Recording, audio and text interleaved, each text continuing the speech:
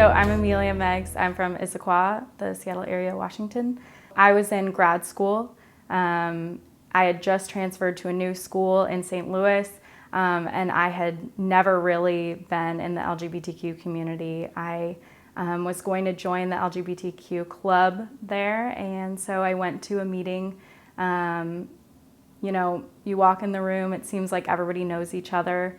And so I sat down, kind of started talking to a few people. I mentioned that I had a boyfriend, and kind of immediately you could tell that people were confused. And one girl in particular said to me, you know, just so you know, this club is for gay people. You don't belong here if you're straight. When the girl said that to me, I, you know, kind of felt so embarrassed that I didn't want to correct her and to tell her that I was bisexual. You know, I think at the time it didn't even occur to me to try to fight for my place there or try to say, no, this is where I belong, because I had expected the community to just, you know, welcome me with open arms, and I never thought that, you know, anyone would say something like that to me. 2 years later, moved back home to the Seattle area, start to date girls, you know, start to be more out. I had a lesbian friend, you know, say, hey, I didn't know you were bisexual. You really fly under the radar. You don't look gay. Then a girl I was seeing said, oh man, you know, it's lucky you're on the apps, because if I met you in real life, I would never hit on you at a bar.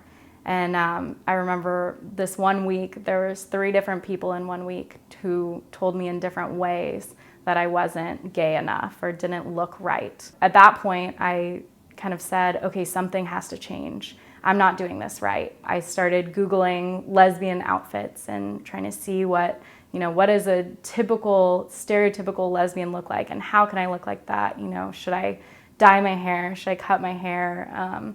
I tried to wear, you know, a backwards baseball cap. I bought some Vans. You know, I tried anything I could think of that would make my outside look like my inside. It was over a couple of weeks, and so my friends had kind of been hearing about these stories, and so we, over these series of weeks, you know, we went shopping, we you know, went through my closet and tried on different things. Kind of in the midst of this, a new friend was telling me, you know, hey, you don't need to change. You're fine just the way you are. And I kind of dismissed her. I was like, no, it's, you know, this is what I have to do to fit in. I remember I was watching an episode of Queer Eye, and Jonathan Van Ness, one of the 5, kind of just said offhandedly, I don't want anybody to ever feel like they're too gay or too straight.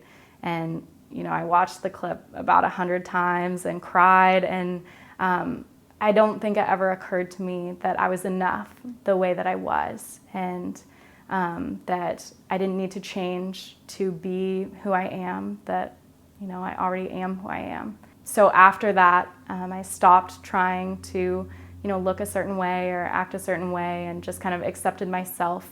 And so I found the reaction to that to be, you know, so much more positive than before. I think once I accepted myself, other people could accept me too.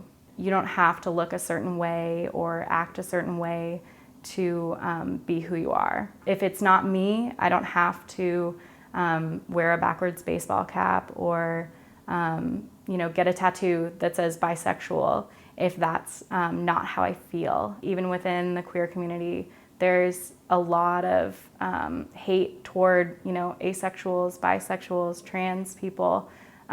There's a lot of, you know, stereotyping, and we look at each other, and normally we're such an accepting group, and we're stereotyped as an accepting group, but I think within the community there's still some issues, and that we need to work out, and, you know, we need to learn each other more and get more involved with people who don't share the same letter as us.